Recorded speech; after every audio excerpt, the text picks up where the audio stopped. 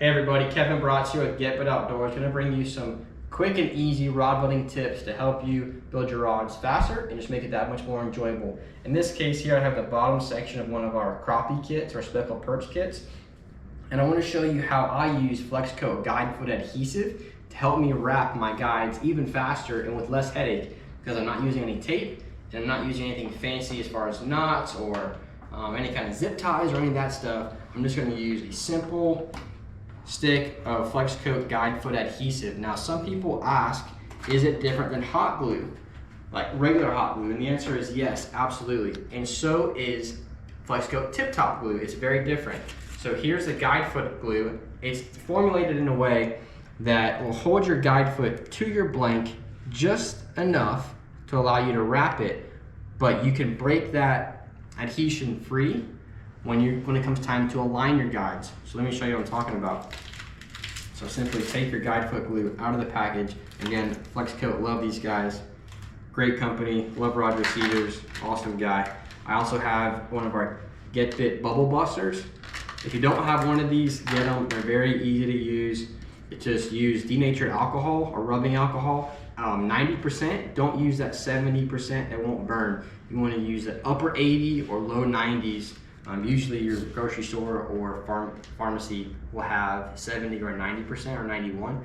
Get the highest you can get. It burns super clean. You can also use a lighter. Just make sure when you're done with this, put the cap on it. I've heard some nightmares. People leave this open or knock it over and start a fire. Obviously that's not good, but it just comes down to being responsible, guys. If you have an open flame, make sure you put it out. Okay, you could use that or use a lighter. The nice thing about a lighter is when you're done with it, the flame goes out. It's a little bit safer, but I like using a bubble buster because I have an extra hand free. My flame is stationary, it's on my table here, and I have both hands to work with.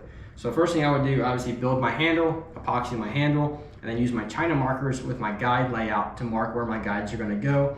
Once I've already static tested it and I know that where they're going to go, I'm ready to wrap them up. Now you can do this one by one, or you can do what I do. I personally lay all my guides out. Now it's a little bit riskier if you lay out all your guides, because if you bump the rod, you might knock some of the guides off. So I suggest till you get used to and comfortable with guide foot glue, just go one at a time. Okay, it's very easy. Obviously I would not put a guide this close to my handle, but for the sake of the video, I'm just gonna show you how to put it on. So a little bit of heat on the bottom of the guide foot there, and I just wipe the guide foot glue, nice and slow. And let's say my mark was right there, I would just push it down, nice and easy, and that's it, okay? It takes 2 seconds to cool, and you don't need a whole lot of heat, and it's done. I can literally go to my next guide foot, glue it down, next guide foot, glue it down, next guide foot, glue it down. And you'll see here, guys, I can start my thread, wrap this up. Let's go ahead and do it. Another quick tip while we're at it, guys, get one of these dual tape dispensers over on our tools and supplies link. Super easy to use, makes it very, very convenient. You're not picking up a tape spool and trying to peel it off every time. Look, I need some tape, boom, I'm done. That helps. That little bit times however many times while building a rod adds up, and it makes rod building more enjoyable for me, more fun. Take my tape my thread up above my guide foot. In this case, I'm starting down here, and I'm gonna wrap up my guide foot, right? So literally, guys, I'm using a power wrapper here, but you can also turn it by hand.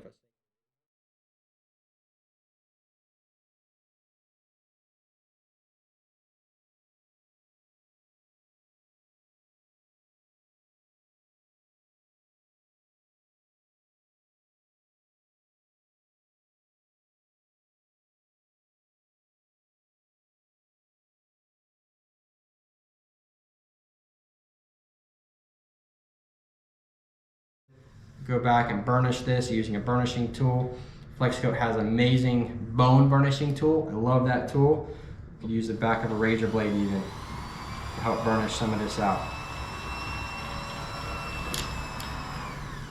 Okay, still not perfect, but you get the gist of it in the video. This is not about how to do a perfect wrap. It's just how to use Fuji Guide Foot Adhesive. Look, I'm wiggling that foot, right? if I wanted to, I could spin that and do whatever I want.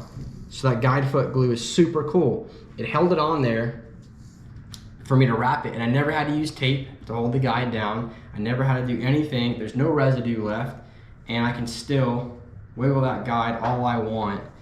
If I wanted to straighten that guide out, get my guides aligned, no big deal, piece of cake.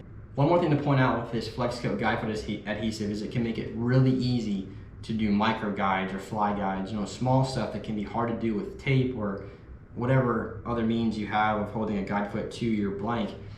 It's as easy as just heating that guide foot. Obviously don't burn your finger, it doesn't take a whole lot of heat, and just wipe that on the adhesive and stick it to your blank wherever your mark is that you want, where your guide is going to be wrapped.